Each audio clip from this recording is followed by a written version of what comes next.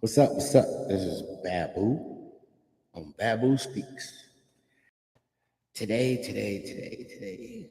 we're gonna talk about family and what it used to look like and what it has and what it looks like today. Let's keep it simple. I remember back. I'm a '70s baby, but I ain't old. But I can dance a lot of y'all up under the table, but like, whoa, I got that energy, cuz what I do. Um, and I can only speak on my experience and the things that I've actually seen, witnessed, and been privy to. Back in when I was, a kid, the structure of family looked more like two-parent households. It wasn't that it was every household, but I know my mom and dad, they divorced when I was 7. So I mean, but he was in the picture up until then. But a lot of the families, of kids that I knew, both their parents were there. But it started to become more of a thing into the 80s, 90s, and it was more like a movement, an independence movement, especially for women. Because coming out of the 50s and 60s, women weren't really allowed to do much. They weren't really allowed to have a voice of authority except for the kids. It's like, you just keep them kids in line and you'll be all right, baby. I take care of everything else. But I think, if you look back, if you had, if you were there, depending on how old you are, a lot of the men started to become bums. And it kind of forced, it was multifaceted. Some of the men became bums, didn't want to work, wanted to be out in the streets, wanted to be drunks, wanted to be druggies, wanted to be a bunch of dumb shit. So some of the women kind of was forced to do some shit. But then there was also the movement of women wanting more rights, wanting to be more included in things other than just laying on their back.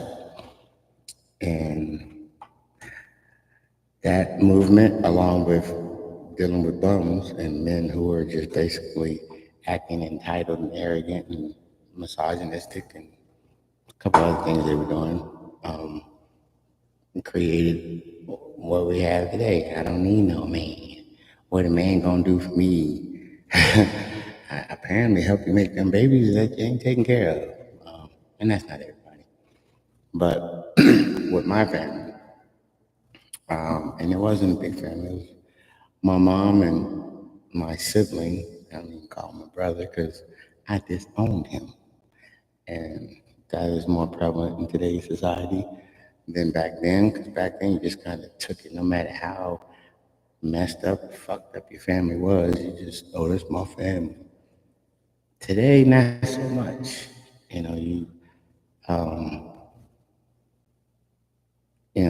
for example, if your brother, if you have brother or sister or what have you, and they just literally just did the most foul stuff, you still kind of, well, that's family. You stuck up for your family. You stuck and stayed together no matter what. Nowadays, people branch out and literally discontinue dealing with their family. I know in my case, because like I've said before in past shows, I was bad. I was a bad kid. I was mischief. I wouldn't necessarily say bad. I was just mischief. I was bad. I was bad as fuck. I can't even sugarcoat that. I can't blame my folks for how they treated me. Getting suspended from school, skipping school, destruction in the neighborhood when they was building and the bulldozer sitting over there in the field, and it's like, man, what's that thing do? I wonder if it goes fast. How do I get in it? I was bad. However, as an adult, I was pretty. I was a model adult. I didn't get in trouble. I started to get out it wasn't that I became perfect. I just learned how to not mess up as much. Didn't get locked up. Didn't get none of those things that a lot of people do. Because in my teenage years, I got locked up, and when I got out, I didn't want to go back. So I did whatever I could to not go back. My mom had stayed single her entire life till she passed away last year, and my sibling, we just, we were distant. For years, I called us like a holiday family. Like holidays and birthdays was the time we got together. And if it wasn't a holiday or birthday or a Redskins game, I didn't really see him and spend time with him.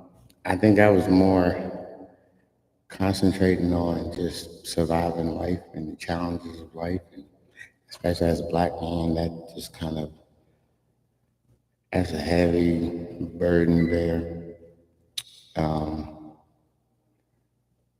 So I didn't really have the luxury of having the comfort of just being in every family gathering. I was all over the United States. I wasn't, was in, I grew up in the DC area, born in Southeast DC, grew up in Temple Hills, Maryland, and that was the area where I was in. I had family in Delaware. Also, on my mom's side, I had family that moved down to Georgia.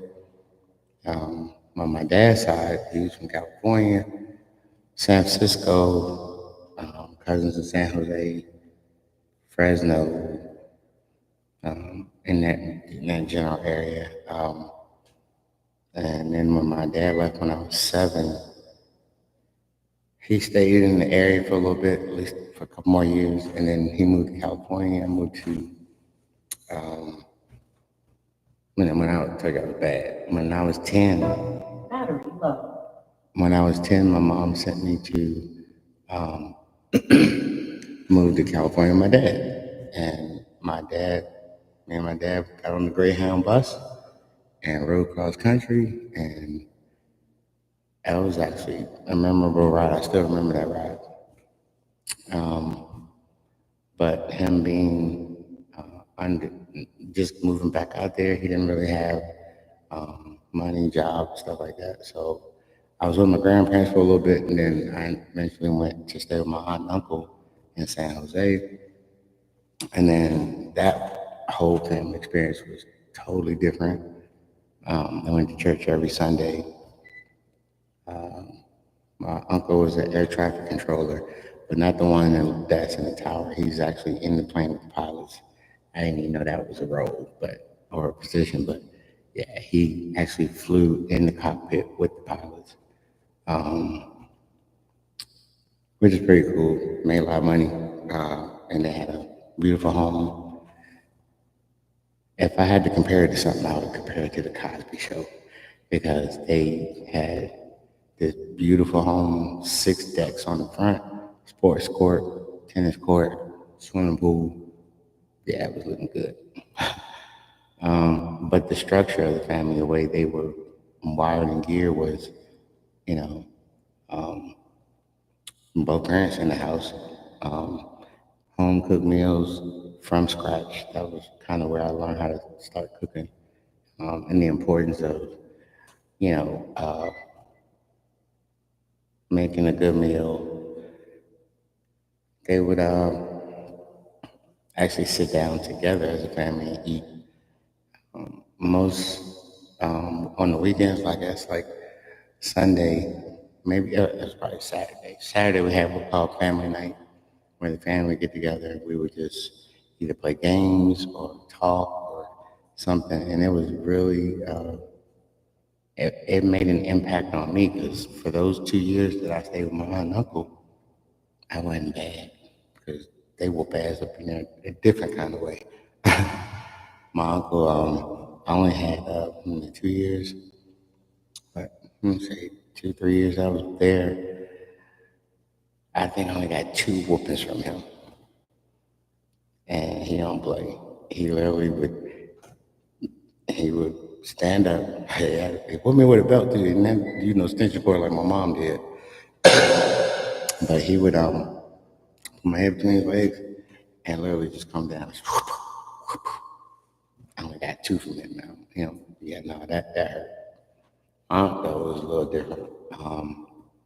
I got like 4 from her, but just because of the structure and the care that they would show and attention and attentiveness that they showed, I started to thrive in that environment. I went from E's and D's to making A's and B's, passing grades, without fail. My mom, however, she was supposed to have been sending money to help, and apparently, I guess she got in a tight where, and then they had some sort of I guess, a misunderstanding. But eventually, my mom had brought me back home, and I didn't want to go. I was loving it out there. I was having a good time. I was thriving, and I was doing really good. My, but come to find out later, my aunt had a terminal diagnosis, and that was, I think, the real reason.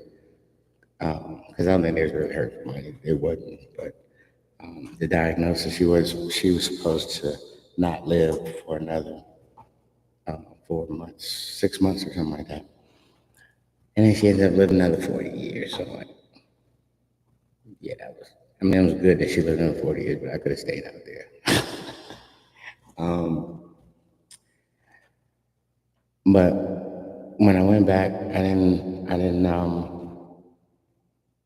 all the good progress, I think some of it stayed, but more until most of it kind of faded out. I went back to being bad, doing dumb stuff. So eventually I got locked up. When I got out, I didn't go into the area where I was. I tried to, but mom wasn't having that. So I ended up branching down to Harrisonburg, Virginia, and I didn't. I went to a halfway house, and then I started my adult life at that point. Eventually, ended up getting married, and I tried to emulate the things that I saw and growing up, taking a little bit from my aunt, uncle, and some from my mom that I learned, and because it's all I knew, right? It's what I was exposed to is what I tried to produce. But at the end of the day, the way when I got married, we moved kind of quick with the kids, having kids. That did not help. That was uh, that was a distraction. 3 beautiful kids with my ex-wife, and the things that I thought would be effective and that I wanted to do weren't necessarily successful in that environment because the things that my wife would do and the things that the way she grew up, we started to clash. And it wasn't just that, the fact that she was still obedient to her mom, who was not in our marriage, made the friction too. So in other words, like, I just give you an example. So we was in a house, and we was renting a house. She was she might have been pregnant with the second one, and we had our son. But we went grocery shopping, right? And the next day, her mom comes over, and I'm at work, and she's visiting with my ex-wife and doing whatever they do. And when I got home, she was already gone. And when I got home, I was coming in to fix me something to eat, snack, whatever. So I got hooked on these bratwursts. And I'm telling you, the bratwurst was like that. They had cheese in them. And I don't boil those. I fry them in the pan and give it that grill look, grill flavor, whatever. But I don't boil them. And when I went into the refrigerator, they weren't in there. And I was like, I asked her, she was sitting on the couch, and I was like, you know where my bratwurst at? She said, well, they're in the freezer. I'm like, in the freezer? I'm like, and now I'm like, because I put them in the refrigerator, in the little, the drawer. And I'm like, well, how did they get in the freezer? And she said, Mom put them in there. I was like, okay, why? Because she didn't want them to go bad. Well, then so if you see where I'm going, her mom shouldn't have been touching my shit for the first place. We bought groceries because we live in this house. We put them where they're supposed to go. Her mom coming in, taking our stuff out and moving it around. I mean, they're not gonna go bad if I'm eating them every day. It's only like 4 or 5 in a pack. So that ended up turning into a whole situation because I was like, and now I'm trying to breathe. I'm trying to, and come at her in a way that's not aggressive and that's not like problematic. Because at the end of the day, if I'm the head of the house and I'm paying the bills, we buy the groceries. We agree when we putting the groceries up where stuff goes. Nobody else should ever come in and have any say so on it. You would think. So I hit her with, I said, next time can you ask your mom not to touch the stuff? Move our stuff around. And she was like, well, and that right there, before she even fixed her lips, she was defending her mom's actions in our home. And at the end of the day, it should have been deaded when I said, please ask your mom not to move our stuff. And she was like, okay. Which, but, that'd been too much like, right. But, and she said, she was just looking out for you. And that started a whole argument. And then it was never okay for me to defend my house, myself, or her against her mom. And that's what ended our marriage after 4 years and 3 kids. At the end of the day, the kids were a blessing. Like, I had three by her, and my son is a very successful writer. He is not signed, and he's not on the A list yet, but he's an amazing artist. He's an amazing writer. Never been locked up. Never been arrested. None of that. My two daughters by her were they all graduated high school, so I kind of broke that cycle because I had to get my GED because I didn't finish. So that, I mean, that in that itself is a blessing, even though the structure was different. Because we only was married 4 years, so we had to grow up from separate homes, and that was a challenge at times. But for 11 years, we really good co-parenting. A lot of people don't have that experience. They don't have that fond memory. Sometimes some kids grow up and don't even know who their parent is. Who their dad is. Hell, sometimes who the mom is. If they go into foster care and what have you. But I'm seeing now some of these younger kids, younger generation, or what have you. A lot of times, the couples, the man and the woman, don't even make it past a year, and then the woman ends up getting pregnant.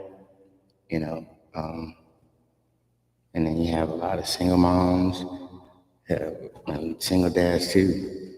And a lot of times it's the communication, and then a lot of it is misunderstandings. People not willing to and not willing to yield, bend, or anything in any given direction. And there's a lot of insecurities that have that puts that friction in there. Um, some of it to the point where if you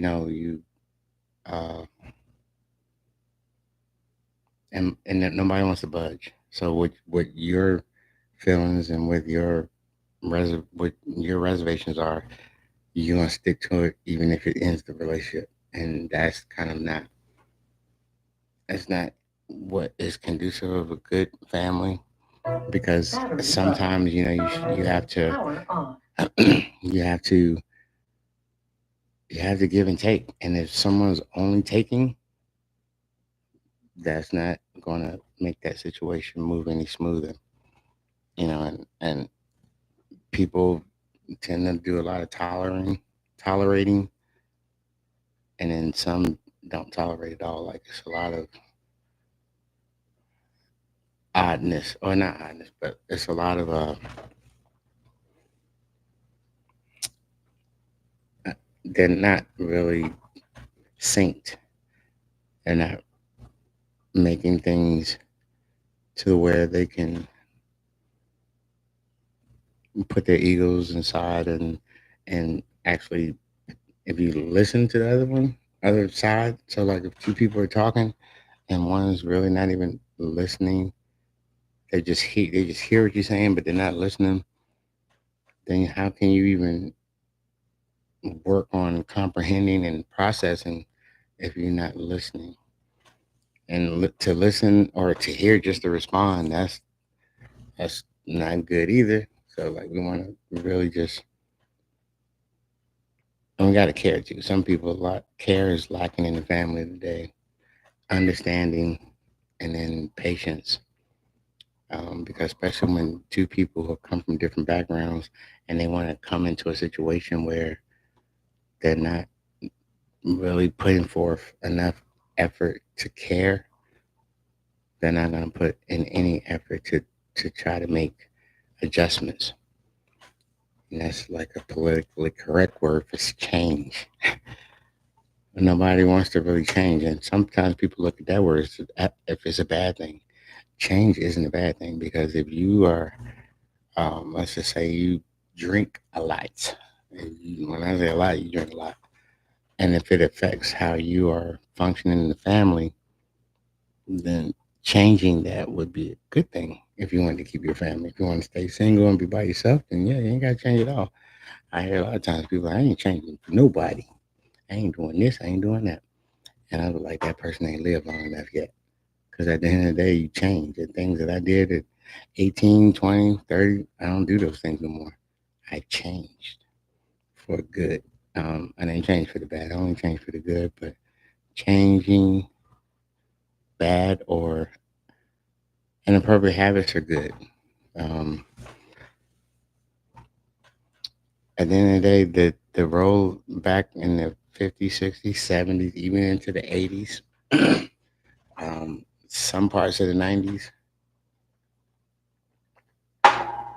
the man felt his role. And to some extent, that was what it was. He pay a bill or the bills, and then do shit else. And his demand was the wife would take care of the house, the kids, and him when he got home.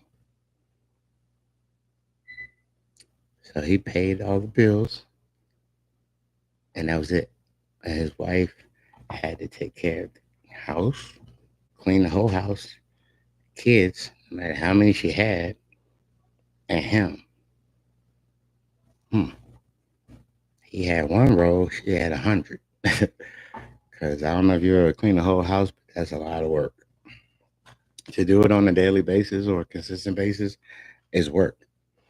And then if you add in one, two, three, four, five, how many ever kids?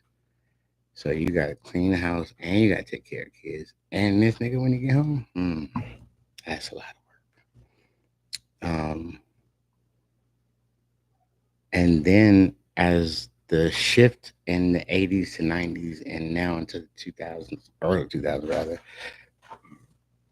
women would start working, and then the man expects her to still take care of the house, the kids, and him. And now she's got to work too. Hmm. Her role changed and his didn't. Now you wonder why you got a lot of angry women out there. I mean, yeah, that's kind of crazy. It's kind of messed up. Um, I have my mindset has evolved and I think kept up with some things as time has went on, because I do not think it's fair for a woman to have to do, or I don't think housework is a woman's job, in other words. And for a man to be like, oh, I'm just gonna pay for everything, and then That's all I'm gonna do. I'm not gonna wash dishes. I'm not gonna cook. I'm not gonna. Man, I don't feel like changing his diaper. Like that's your kid. You help make it. Why not? um, I think that in the house, it's really and it's case by case basis. Obviously, right? If she's working and you're off, then you should be doing what needs to be done in the house. If something needs to be cleaned, something needs to be washed, you should be there doing it. The kids there, yeah. When she comes home, she should have a meal. And that is not that's not necessarily a 50-50 thing, but that's just like matching energy. Like if you would be at work and you would expect a meal when you get home, so why not give it? Because that's love and care um, being reciprocated and regenerated between the two of you. Because that's kind of like male chauvinistic. That's why those words were created back in those days. And if you love this woman as your wife, you married her, you want to cherish her and take care of her, then you should be doing things. And it's not a man's job or a woman's job. It's just it's your partner's job. Like, make that woman come home to a nice hot meal and a warm bath. Because I promise you do that, she gonna make sure she does it for you too. It's give and take. Um, because not just women, but anybody gets tired of always having to do everything well above and beyond while you're just doing the bare minimum. Because honestly, if she's working and she's about her business, she don't need you to pay bills. She can pay her own bills. She can move out and get a place that she can afford and be doing the same thing that without the irritation of coming home and seeing you on the couch with a bunch of beer bottles in front of you or something. So that I think is, I don't know if that'll ever change or evolve or grow into something else, but I'm a man. I don't feel like that's fair. We ain't taking it no more. But no, seriously, I'm the type that I like to spoil, to nourish, and to nurture a woman. And I think that her coming home to a meal after she gets off a hard job, I mean, a long day at work, is actually an act of love. Um, and it's in consideration too, because, like, even if, like, say both of y'all are home and y'all both off on a particular day, and then you just be like, in your head, like, man, I'm going to fix something to eat. Just ask them, and they might say no, they might say yeah. You know, hey, baby, I'm about to go fix me something to eat. You want something? You know, I'm thinking about making, you know, pancakes and boom, boom, boom, eggs, bacon, whatever. And she might be like, no, babe, I'm good. But you considered her, you thought about her, you included her in something that you're about to do. And then you don't have to do it every time, but like it does, it does make a difference. Trust me. Um, the roles, the way that we act, the acts of love, and the way people show them today are becoming almost non-existent. They're like, it's like people are not loving on people like they used to, and social media does not help. They make it seem like everything is just so easy and just right there and just grab it.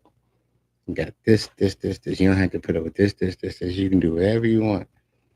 False, wrong, not happening like that. That is, don't happen like that.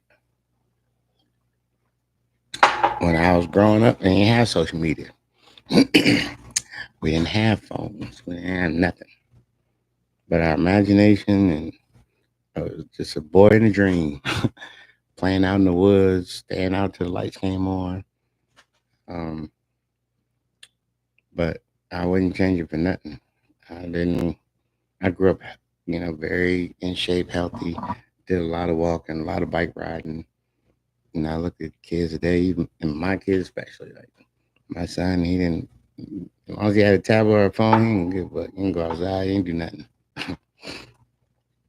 um, and that I think it's just the way that technology is made today and the way technology moves, it makes people dumber. It's dumbing down the society because even now with me, like I'm like, how do I spell that word again? Oh, and then I go to my phone and put in start the word and get the autocorrect so it can show me like it was, and that's kind of like that's what I'm talking about. Like I only know my phone number. I don't know. I know my number from when I was growing up in the house.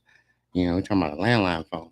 I still remember that number, but any number today that I've learned in the last 10 years, I don't know none of those numbers except my own phone number. When I was growing up, I knew 100 numbers, 100 phone numbers, like literally. Like I didn't have to write shit down. I even had this little method. So like if I met a girl and I got her number, I would I would sing her number like 681 299 faucet. I would sing that until I got it. Because if I didn't have pen and paper, like I'm gonna write it down, I'm gonna record it. I ain't. So like yeah, I was I had more ingenuity and more methods to use and work my brain. But now we got this technology. But the problem is and it's not necessarily a problem, but technology is good and it's great until it ain't. If you got a bunch of stuff, important stuff, documents, whatever, stored on your device, and that device gets damaged, wet, it just stops working altogether. What you gonna do? You'd be shit out of luck. So technology is good until it ain't. I mean, yeah, it does. It's quick, it's fast, it's 4K color and all that good stuff. But like my son, he's an artist, he's a writer, he's got 7 albums on all platforms. KS290 is his name. um, but he would put his stuff in his phone, um, and songs that he writes, they're in his phone. But I encourage him to make sure that he had write them in a pad, pen and pad, because and he's like, well, it's just easier this way. I said, but if the way that you drop phones and break phones, and you're gonna lose all of that. So even if you're not gonna make it a, a point to put it on paper, then at least back it up, download it or what have you. And he started doing that, and so he's kind of protected a little bit. But technology can be a gift or a curse. Obviously, this technology is helping me to get this podcast out, and hopefully, the sound is better on this one. I'm working on fine tuning, getting things uh, better and more professional and more enjoyable. So, like, if you watch the podcast or if you're listening to the podcast, you can enjoy without the sound being crazy or this and that, um, or the distortion. I don't think that we're having that problem no more because the camera's doing really good. Um, but technologies, we don't want to treat it like a god. Use it as a resource and a tool, and know that we got to keep it in perspective because if we don't, then we're going to be feeling defeated when it gets quirky or starts tweaking or start messing up, then we're gonna be like, oh my god. So we don't want to do that. We want to keep everything in perspective, and we don't want the technology to become the head of the household and the family. So like, we want to keep our stuff, keep everything in perspective. The roles of family. I'm not here to say who's supposed to do what and what's supposed to go, and this ain't that kind of show. But um, I will say that for the men, um, don't be an asshole to your girl or your wife because if y'all together, y'all together. Teamwork make the dream work. Don't put everything on her that you you can't buy yourself out of your problems. You can't buy yourself through marriage. You got to work together. Um, and honestly, you don't have to do that. And I'm telling you what you got to do. But if you want a successful marriage, you might want to try it because at the end of the day, that woman gonna get tired of um, a man that's not that's not backing her, that's not helping her.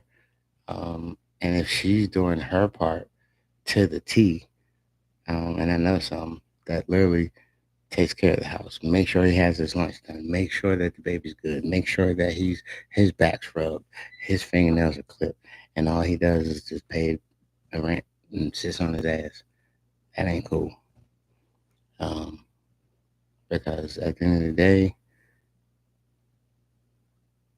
it it is this is not the 50s, 60s, and the 70s. This is the new age where both people are working, both people need to be treated in an understanding way where they're both being loved on.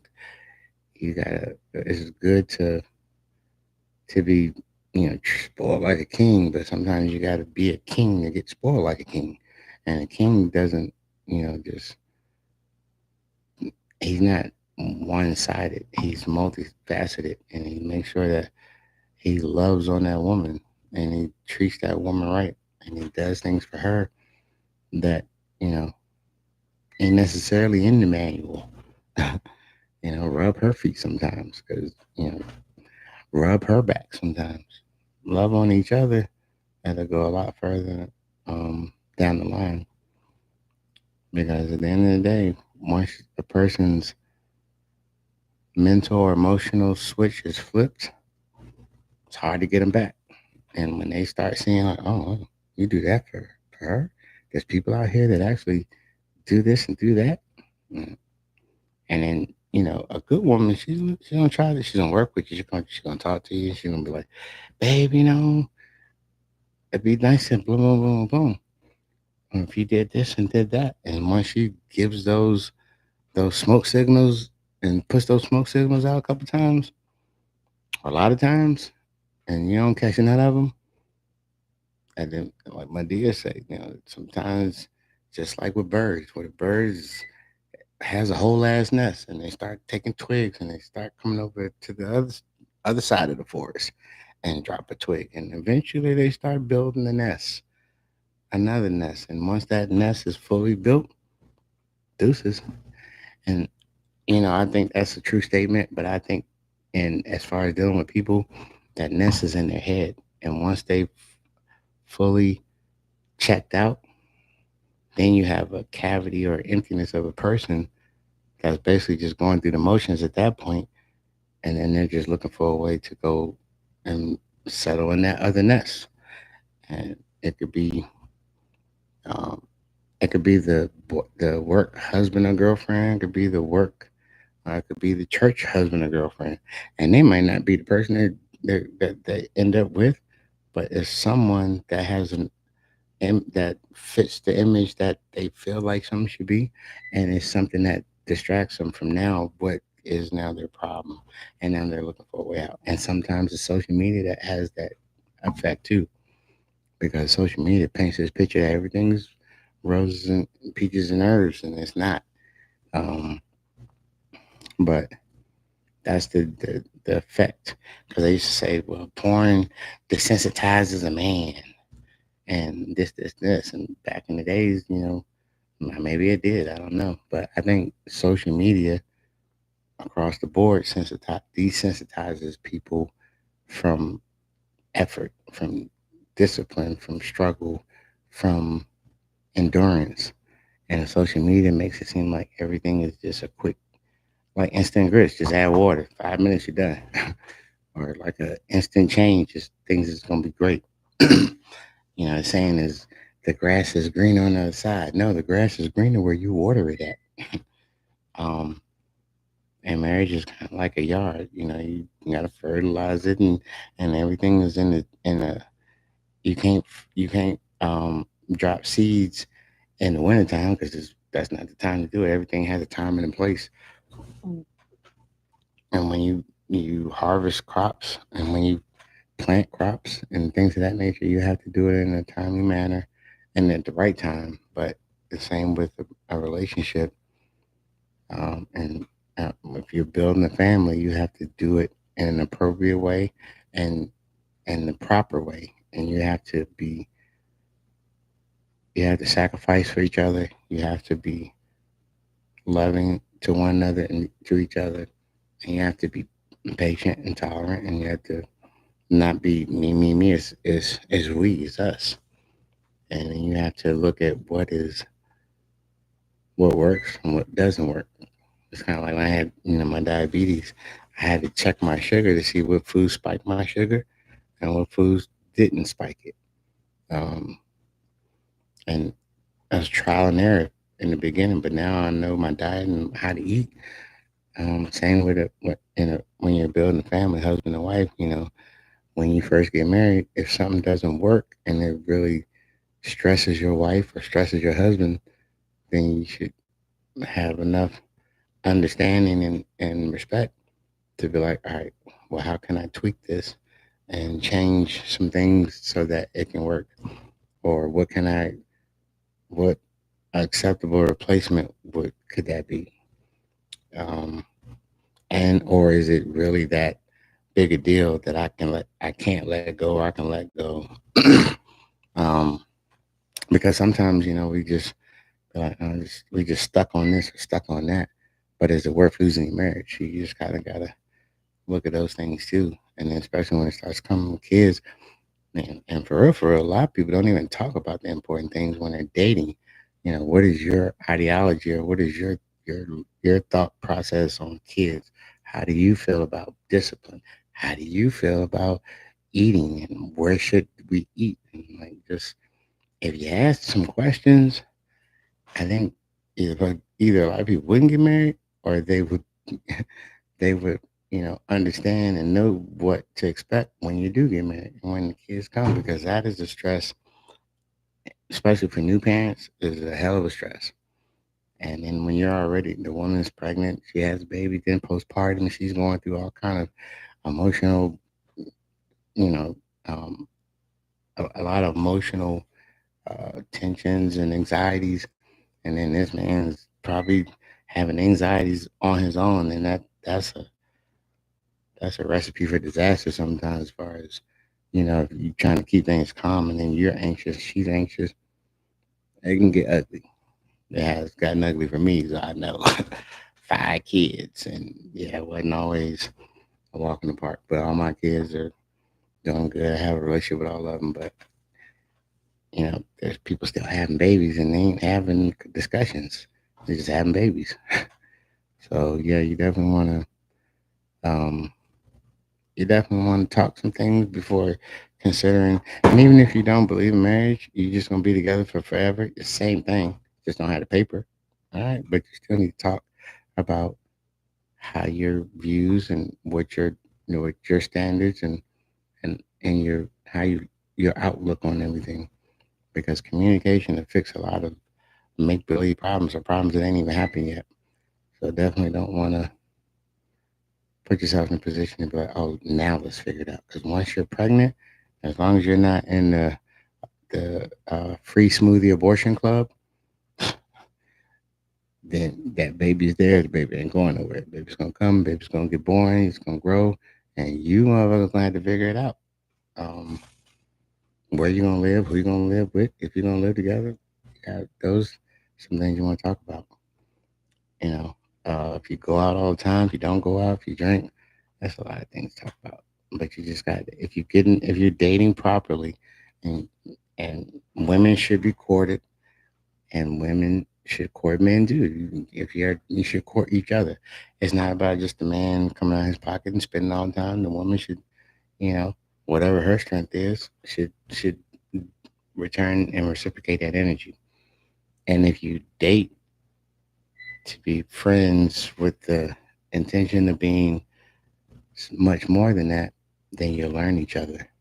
And you'll learn those things. Some things you won't have to have like a question and answer type of, session all the time, but you'll learn them through habit and through spending time together.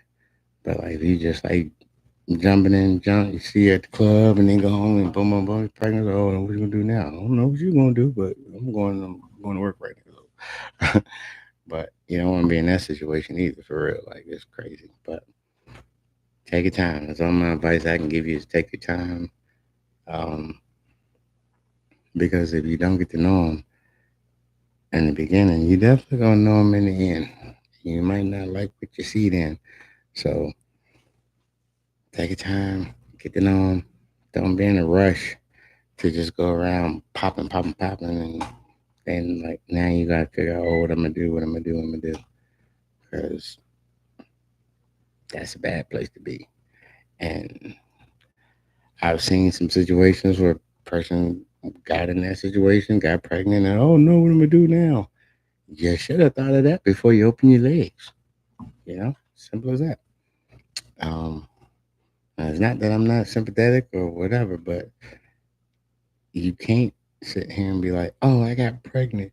Now what am I gonna do?" And then when you realize you got pregnant by a bum ass dude because he ain't being supportive, he ain't giving you no type of reassurance, and now you really losing your mind. Like, "Oh, I thought you was better than this." How? Because you didn't ask him, you didn't vet him, you didn't test him and see. You ain't think nothing. That's why you're pregnant. Yeah, I mean, I had to get you a little straight right there because there's a lot of folks out there that's going through that problem, and then they have to pull someone who had nothing to do with it to help them out of it. And that's just not fair. If you're you, if you can just take a little bit more time and not lead with your emotions and not lead with your lustful desires, then you'd have less erratic and rash consequences. But I ain't a preacher. I ain't giving no sermons. I'm just trying to maybe give something that somebody can um, take a bite out of and just chew on it for a little bit. And you can listen and not listen. That's cool. But my job is delivering this little something something is what I'm doing. I don't want to. I'm not here to preach. I'm just giving some real information, and hopefully somebody can benefit from it. And hopefully the sound on this one was a lot better. So we'll see. But at the end of the day, that is my little 2 cents. Um, and we're gonna part ways, and we're gonna let that ride. But got plenty more shows coming. Some good topics. You can leave a comment in the section, and then let that for if you have suggestions or something you want to hear something on, you know, I got a guest lined up coming through, um, and we're gonna keep it rolling. It is a work in progress. I'm working on it. I don't like this mic. I like this mic, but I'm always gonna be tweaking and fixing things and moving things up here and there. So we're trying to get things to uh, not perfect, but at least functional. Equipment is my first round equipment, so I got this equipment, and I'm trying to keep it um, where it's gonna be popping. I just want the show to be successful, and for y'all to be able to clearly hear when we're here and on it, and then hopefully enjoy the information. I'm always gonna give it 100. Always gonna keep it real, and then we're just gonna keep it moving on the Babu Speak Show. Hope y'all definitely good way to pass the time. So we'll see you in a little bit when we out.